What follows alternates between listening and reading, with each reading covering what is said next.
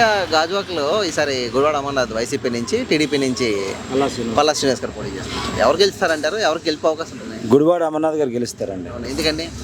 ఎందుకంటే వాళ్ళ తాతల నాటి నుంచి తండ్రుల నాటి నుంచి రాజకీయ నేపథ్యం కుటుంబం అండి. ఎందుకంటే ఈ గాజువాక్ నియోజకవర్గానికి అమర్నాథ్ గారు రావడం మాకు చాలా అదృష్టం అండి. ఎందుకంటే ఇలాంటి నాయకుడిని మేము ఎప్పుడు గతంలో చూడలేదు.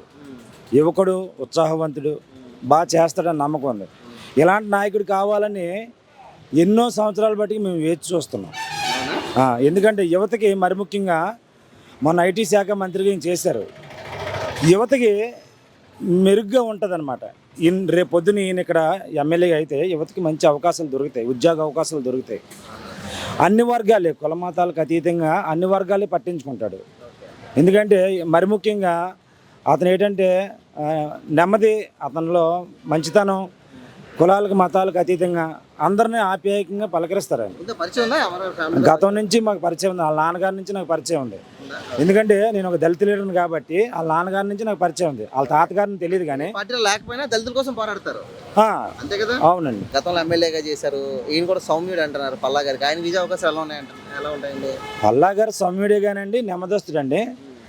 మరి అలాంటి వ్యక్తి గతంలో తెలుగుదేశం పార్టీలోనే మాకు ఏ అభివృద్ధి లేదండి. గాజువాక చంద్రబాబు నాయుడు ఉన్నప్పుడు కూడా అప్పుడు ఎమ్మెల్యేగా ఆయన ఉండేవారు. మాకు ఎటువంటి అభివృద్ధి లేదు. ఇప్పుడిప్పుడే గాజువాక రూపుతుంది. ఎందుకంటే గతంలో నాగిరెడ్డి గారు ఎంతో కొంత చేశారు. ఇప్పుడు అదే తరంలో ఇప్పుడు అభివృద్ధి చెందుతుంది. ఎందుకంటే ఎటువంటి తేడా చేసినా గాజువాక అభివృద్ధి ఎందుకు కుంటుపడిపోతే ఇంకో 40 సంవత్సరాలు వెనక్కిపోద్ది మళ్ళీ.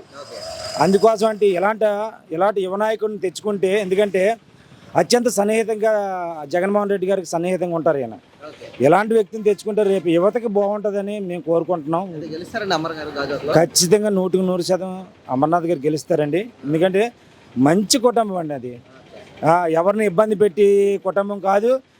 ఎందుకంటే ఎవరినైనా ఆదరిస్తారు. నువ్వు కష్టమని వెళ్తే ఆదరించే కుటుంబమే కానీ దోసివేసే కుటుంబం అయితే కాదు. ఖచ్చితంగా 100% గెలుస్తారండి ఆయన.